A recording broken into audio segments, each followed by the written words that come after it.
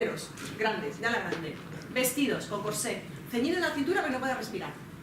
Hombres, o sea, casarte, anillo, nombre cualquiera, no, uno, pues es el padre, el hermano, el marido, no más de uno, a ver si te vas a pasar, y anillo de boda. Escribir cartas, podemos dedicarnos a escribir cartas, está bien. Es un alivio, escribir cartas, hablar con las amigas, ¿no? Comer chocolate. No sé si eso tiene algo que ver, no acabo yo de ver la relación. Tener niños, y bueno, pues un animal doméstico también es importante, porque así nos tiene entretenidas. ¿Vale? Esto es fundamental en la mente de una mujer, como Dios manda, de una mujer, mujer. Esto es una expresión que se utiliza en muchas de las obras de teatro que escriben. Ellas dicen, algún personaje antisufragio dice I am a woman, woman. Soy una mujer, mujer, no una mujer sufragista, una mujer marimacho o una mujer cualquiera. No, soy una mujer, mujer. Y esta es la primera mártir, ¿vale? Emily Davison, pues en un alarde de llamar la atención, está en una carrera de caballos de las que tienen los británicos de tanto en tanto, se tira debajo del caballo del rey. Jorge V, creo que era Jorge V en ese momento ya, Jorge V está en la carrera de caballos, sí, Jorge V está en la carrera de caballos y compite con un caballo.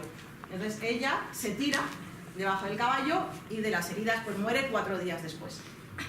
Primera y única mártir, gracias a Dios. Primera y única mártir sufragista, no hubo más muertes. No se sabe muy bien si ella solamente quería llamar la atención porque salía con un estandarte sufragista, aquí no se ve muy bien, pues está debajo del caballo. O si bien se quería suicidar la pobre, no se acabó de saber cuando salió del coma y a los 4 días se murió. Su entierro se convirtió, bueno, aquello fue por Londres con el ataúd, una procesión impresionante, impresionante. Y estos son los periódicos que nos interesan. Este es el británico, aparte de The Vogue, también estaba este, The Suffragees, es el norteamericano. Porque al otro lado del océano también estaban con los mismos derechos de la mujer. Allí en Estados Unidos iba unido a los derechos civiles también, en contra de la esclavitud, era otro tipo de tendencia, otro tipo de herramientas. En Estados Unidos el sufragio femenino se fue aprobando estado por estado, no como un total, entonces bueno, pues les costó muchos viajes de uno para otro. Lo que sí es importante es que a los dos lados del océano se comunicaban muchísimo. Estos dos periódicos son prueba de ello porque hay artículos de sufragistas norteamericanas publicados aquí en el británico y viceversa. De hecho se visitaban. Emily Pankhurst estaba constantemente cuando la saltaban de la cárcel viajando a Estados Unidos y volviendo, y Anthony B. Susan de Estados Unidos también visitaba Londres y constantemente pues se daban charlas y se ayudaban, nos apoyaban en lo que podían. De hecho, las norteamericanas les prestaron dinero muchas veces a las británicas, que eran un poquito más cortitas, y les prestaban dinero para sus actividades. Lo que no hicieron nunca las americanas, porque no les parecía correcto dentro de su pensamiento puritano, hay que verlo en otro contexto, era ese estado de proactividad quemando buzones, escaparates y tal. Eso no llegaron las norteamericanas. Pero bueno, al final también consiguieron el voto 50, 60 años después. Teatro femenino. Esto por lo que respecta a sufragio, teatro femenino británico. Yo estaba haciendo la tesina de licenciatura, en ese momento había tesinas, sobre Virginia Woolf. Y entonces a mí me llama muchísimo la atención que hay un escrito, hay una carta, o no recuerdo muy bien dónde, de Virginia Woolf en el que dice que ella leía mucho en su casa, era autodidacta, y en uno de sus diarios, cartas, recuerda que en su casa no había obras de teatro de mujeres. Novelas, poemas, pero obras de teatro no.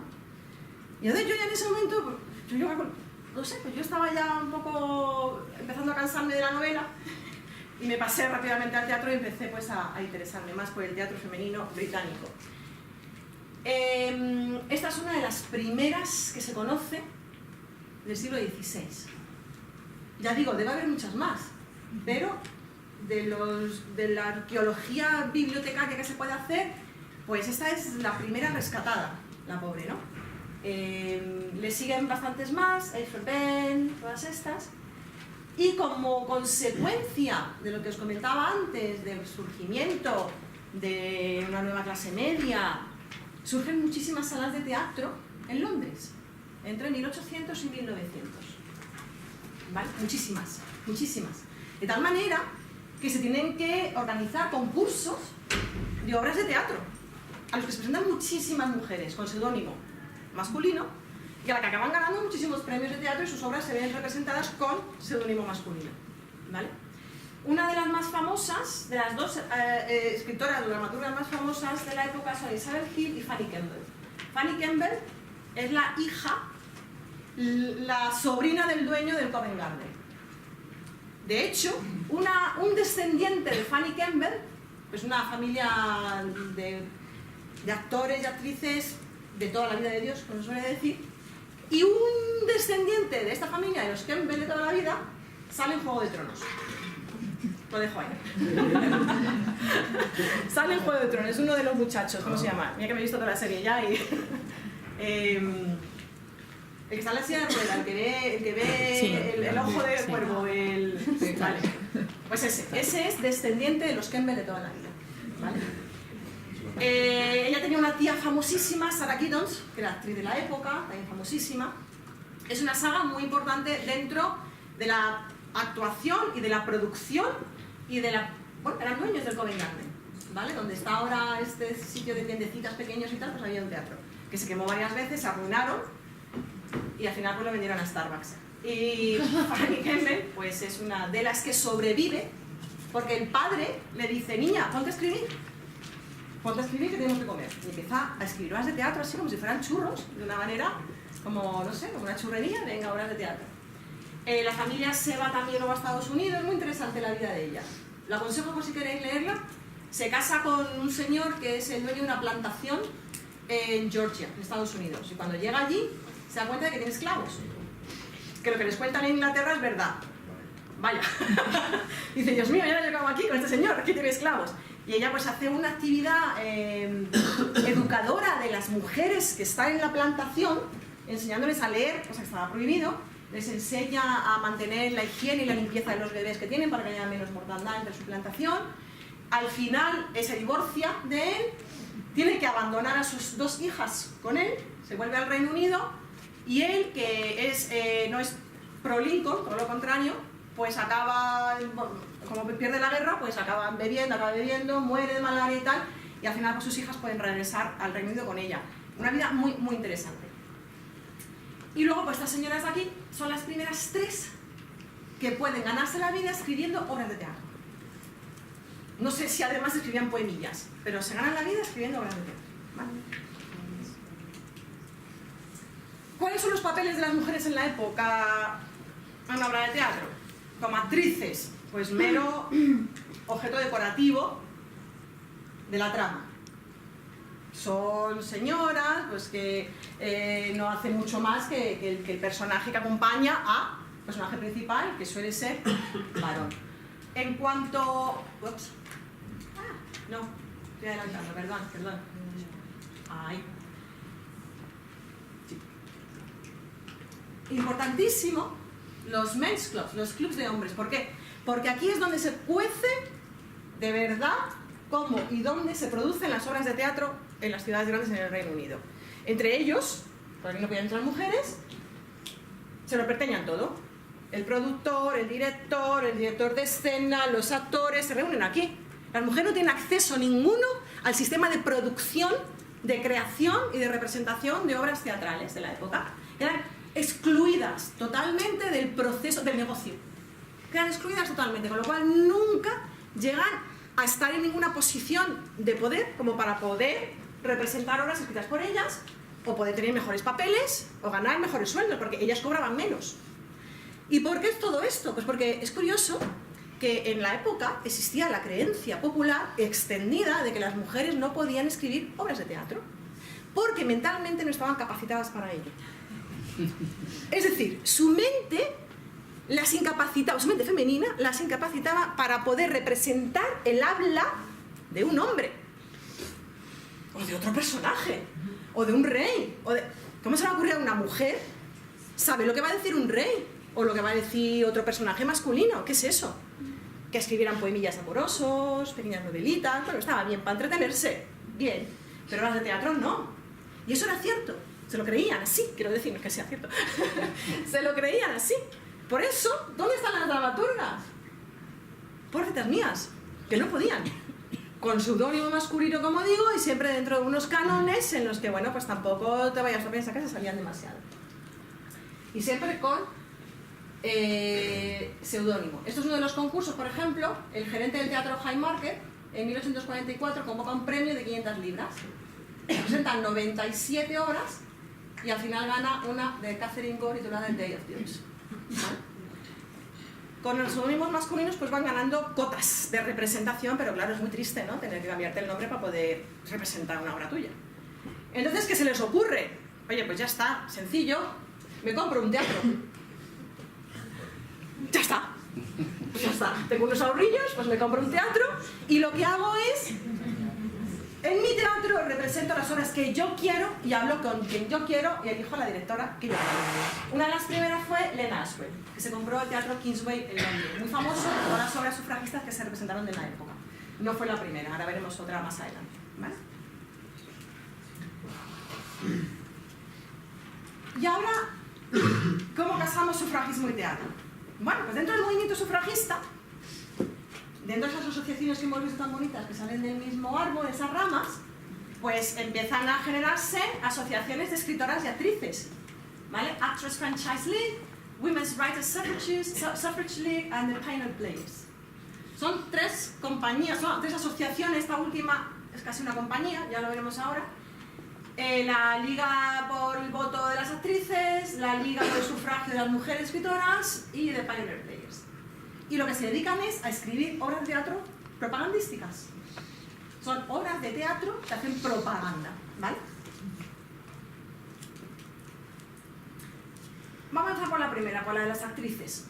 Estos eran sus principales, ¿cómo diría?, ejes de actuación. Convencer a todos los miembros del mundo teatral del derecho de las mujeres al voto.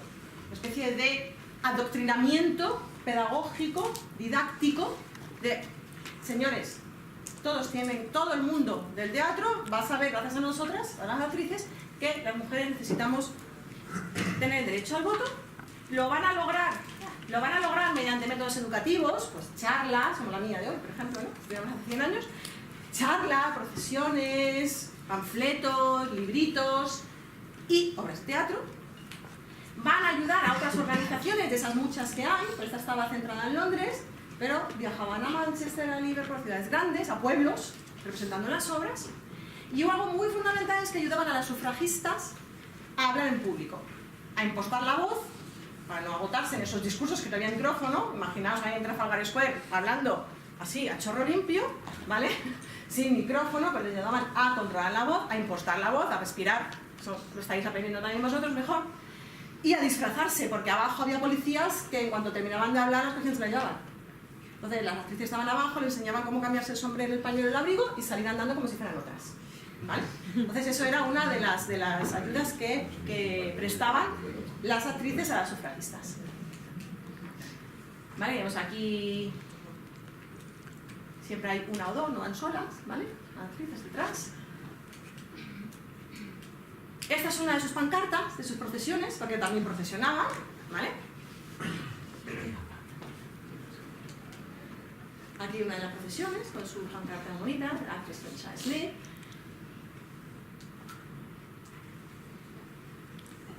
La parte escritora del sufragismo, lo que se dedicaba era a escribir obras de teatro, fundamentalmente. ¿Por qué? Esta señora de aquí, Cicely Hamilton, famosísima en la época, ella empezó como maestra de escuela para sacar adelante a la familia, luego se hizo actriz y viendo que cobraba muy poco, empezó a escribir, a publicar, a presentarse a obras, a concursos de manera anónima. Y ella lo tenía claro, decía, ¿qué mejor para convencer que la gente entre al teatro sin saber a lo que va muy bien y se encuentra algo divertido y a través del humor y de la risa fuéramos convenciendo? Hay muchos escritos últimamente sobre la relación entre feminismo y humor. A las feministas siempre se nos tacha como que tenemos mal humor, estamos enfadadas, estamos ariscas y tal, y que hay mucho una corriente de feminismo alegre, ¿no? De feminismo divertido y tal, que a través del humor y la ironía pues vamos, ¿no?, consiguiendo. Pues eso ya se le había ocurrido a Cicely Hamilton, que nada está inventado, todo está inventado, perdón, y a ella ya se le había ocurrido antes, ¿vale? Y entonces pues se dedican a eso, a escribir obrillas de teatro, y ahora veremos algunos ejemplos de algunas obras de teatro y algunas autoras. Yo no sé cómo voy de tiempo. Voy cortita ya, ahora que entramos en el terreno. Bueno, voy a intentar no detenerme demasiado. 15 minutos. Bueno, yo creo que hablo rápido.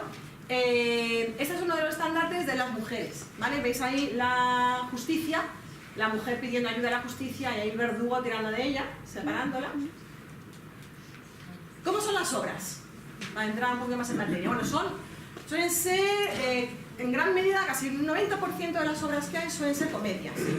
Comedias, pero con un uso sutil y muy característicamente británico de la ironía. Son muy irónicas, ¿vale? Generalmente representan hechos reales. Hay una obra que se llama La Verja, que es un piquete delante del Parlamento, porque la autora estuvo en ese piquete en el Parlamento. Para que luego los personajes que pasan y hablan con ella en la obra, pues no son probablemente los mismos que pasan en su momento, pero sí representan hechos reales, ¿vale? Escenarios conservadores, suelen ser salones, excepto el de La Verja, que es en medio de la calle, suelen ser salones de clase media, con una mesita camilla, con un aparador, con una cocina. ¿Por qué? Porque el que entra y ve ese escenario no es un escenario rompedor de experimentación, no, es un escenario en el que no se rompen las bases del patriarcado, y entonces pues tú entras tranquilo. El que no está muy convencido con el sufragio entra tranquilo, no ve un árbol, no, ve un salón, una casa, una mesa camilla, al estilo Oscar Wilde, ¿vale? En ese sentido. Generalmente en todas, o en casi todas las obras, hay un proceso de conversión. Hay un personaje que entra en escena siendo antisufragio y termina la obra diciendo que las mujeres tengan derecho al voto. De tal manera que el proceso de conversión se acerca también al público, en ese intento de... Y generalmente son hombres los que se convierten, ¿vale? No se rompe la estructura de la sociedad, suelen ser cortas, de un solo acto, o bien publicadas incluso en los periódicos estos de Fought, ¿vale? Y si tienen 3 actos, pues tampoco son muy más allá, no tienen más de una escena por acto, que no... Los temas de las obras suelen ser estos: el voto femenino, evidentemente, los derechos laborales de las mujeres, las condiciones laborales eran pésimas, cobraban nada, no tenían seguridad ninguna, violencia doméstica, ¿vale? Educación de las mujeres, y parece que estamos 100 años después con lo mismo otra vez, ¿no? En fin, pues alguna vez ya lo solucionaremos, y luego siempre hay una que otra obra muy cómica y muy irónica en la que se compara lo tontas que son las antisufragio y lo listas, alegres y joviales que son las sufragistas, para contrastar precisamente esos cómics que hemos visto antes. Esta es una obra muy interesante, hablamos un parrafito de alguna obra ahora, ¿vale? De Edith, de Elizabeth Baker, en la que esta Edith es un personaje que no aparece hasta mitad de la obra. Hablan de ella porque es la heredera del negocio del padre. El padre se ha muerto, tenía tiendas, y en vez de ser el heredero, el hijo, es ella. Cuando ahora en el testamento dice, pero si es que es una mujer, ¿qué va a hacer en una tienda?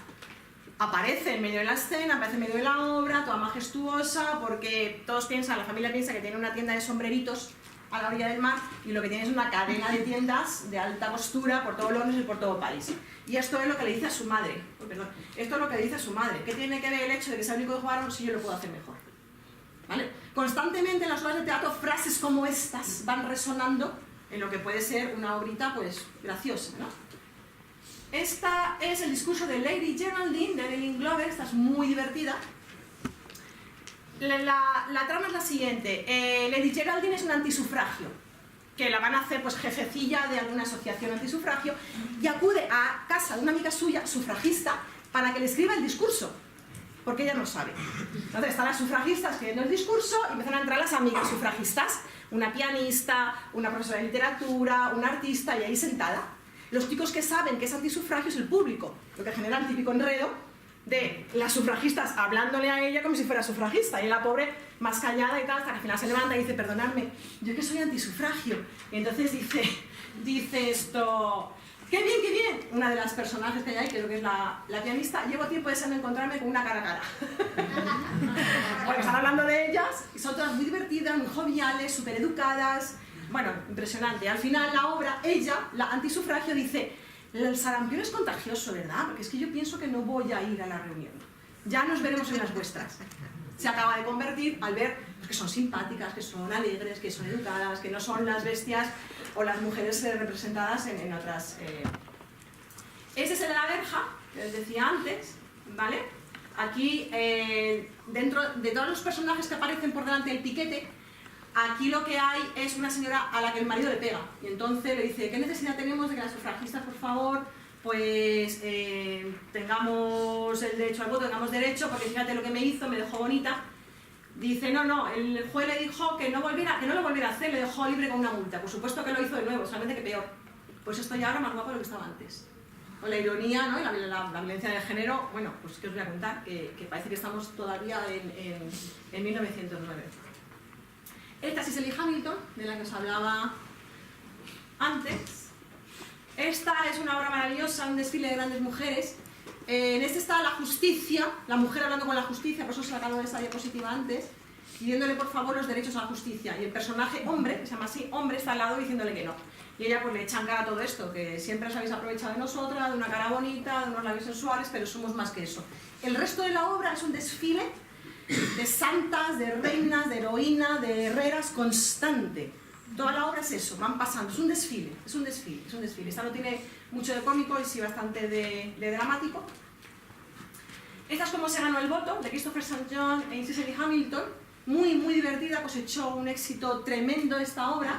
Esta obra es que a casa de un señor que se llama Horacio le empiezan a llegar parientes femeninos porque, de acuerdo con la ley, bueno, pues como las mujeres que trabajan y tributan sus impuestos, no tienen derecho al voto, no pueden opinar, pues van a comportarse como mujeres, que las mantenga el hombre de la familia, sea un tío lejano, un primo o un hermano. Y van apareciendo todas por la casa, todas. Al final se desespera y se convierte. Oye, ¿por qué no vamos a darle? ¿Acaso no trabajan? Caballeros, tal. ¿Quién va a pagar sus salarios? ¿Quién va a pagar su comida? ¿El gobierno? Entonces, bueno, pues al final termina la obra muy divertida. El voto a la mujer, el voto a la mujer. Esta es Elizabeth Robins, esta es una norteamericana que acabó en Londres viviendo y muriendo en Londres, dramaturga importantísima, y es otra de las que se compró una sala de teatro. Esta era amiga íntima de Oscar Wilde, y Oscar Wilde le dijo, me lo imagino, mira nena, cómprate algo. Y Oscar Wilde le ayudó muchísimo, porque ella venía muy norteamericana, venía con otro concepto de la sociedad británica tan cerrada y tal, y Oscar Wilde pues, la introdujo en la sociedad británica, pudo ver lo que se cocía, y al final pues decidió comprarse la obra de teatro, el salón, la sala de teatro, y a escribir muchísimas obras de teatro también. También era muy buena actriz, y escribió esta, Votes for Women, Playing Free Art, que tiene 3 actos, y es dramática, y la verdad que es una obra bastante... De comedia tiene poco, más bien de drama, pero muy interesante. Y por último quería hablaros de Pioneer Players, ya para terminar. Esta señora primera de aquí es Ellen Terry, que es una famosa actriz de la época. Ellen Terry era famosísima, era la actriz preferida de todas las obras de Shakespeare, era maravillosa. Y esta es Edith Craig. Ellen Terry tuvo un hijo, que es el que todo el mundo conoce, que es Gordon, yo no me acuerdo ni el nombre. Edward Gordon. Edward Gordon, no me acuerdo ni el nombre ya de él, me acuerdo de ella. Bueno, director de escena, actor. A nosotros lo que nos interesa es ella, ¿no? Aquí está, Edith Craig, maravillosa escritora de teatro, y fundó, junto con Christopher St. John, Christabel se llamaba, pero se cambió el nombre por Christopher St. John, se veía más cómoda bajo un nombre de hombre, y fundaron esta asociación / compañía. Lo que aquí hacían era un sistema de suscripciones, lo hacían todo. El casting, la producción, la escritura, la traducción, la actuación, todo. Y en un sistema de suscripciones, que era como una asociacioncilla, pues pagabas, pues eso, que se suscribe a una revista, pues se suscribe a una sala de teatro. Y lo que hacían era además las representaciones por la tarde, así evitaban la censura, porque en la época había un censor que se paseaba por los teatros en horario nocturno de representación teatral. Ellas escapaban de ese control censor haciendo la representación por la tarde y en casitas de alguien, en salones o en pequeñas salas, ¿vale? Escapaban de ahí, lo hacían todo, exactamente todo. Además ellas dos eran pareja, vivían juntas, y su casa era refugio de sufragistas, huidas o perseguidas, ¿vale? Tenían una actividad además política, no solamente teatral y de escritura, sino también política al respecto. Reivindicaciones todas, la tutela, violencia doméstica, en fin, todas las que os podáis imaginar. Y por fin, el 6 de febrero de 2018, y esto es lo último que cuento ya, hace una semana, se hizo aniversario, un siglo. Con esta ley, ¿vale? Con esta ley no os creáis que le dan el voto a todas las mujeres, no, le dan el voto a todas las mujeres mayores de 30 años. Vamos a pasarnos así todas de golpe que se nos puede liar y no vamos a controlar esto. Hasta 10 años después no consiguen el voto todas, ¿vale? Tener en cuenta que en Estados Unidos es en 1920, el primero de los países de sufragio que aprueban el sufragio fue Nueva Zelanda, a finales del siglo XIX, Australia a comienzos del 20, en España en el 33, en fin, ahí va todo un poco, y ellas aquí consiguen esto, que ya es mucho, y consiguen también poder presentarse a las elecciones. Realmente salió solamente una, de todas las que se presentaron solamente eligieron a una, pero bueno, ya esa representación con Margaret Thatcher ya se cubrió el cupo de representación. Y bueno, pues nada más, esto es lo que quería contaros. Uy, ya me da tiempo.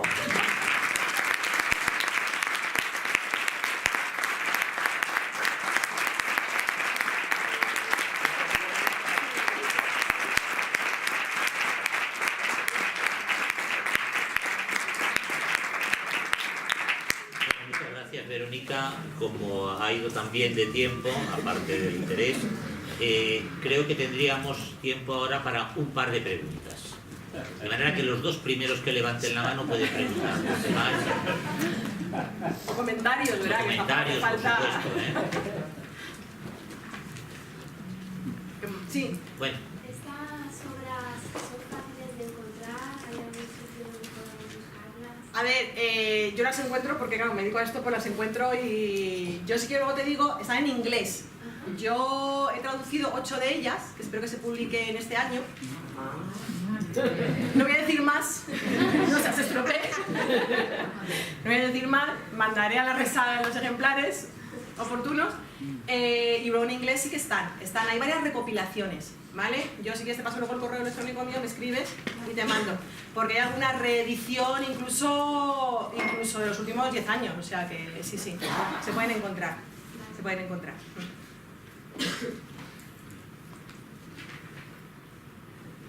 Hay como una frase persistente que me he fijado, que es por nuestros hijos. Sí. Me llama la atención, sí, porque no la hemos tratado y sigo ahí un poco... ¿Te has quedado pillado con los hijos? Sí, me llama la atención.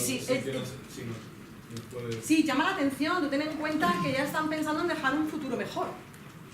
Ya son conscientes de que en esa época probablemente muchos no vieron el derecho al voto, de toda su lucha se murieron sin haberlo conseguido, querían dejarles un futuro mejor a sus hijos y a sus hijas, porque hay una de las cartas en las que además especifica daughters and sons, o sea, claramente hijas e hijos, no dice solamente children como en algún caso.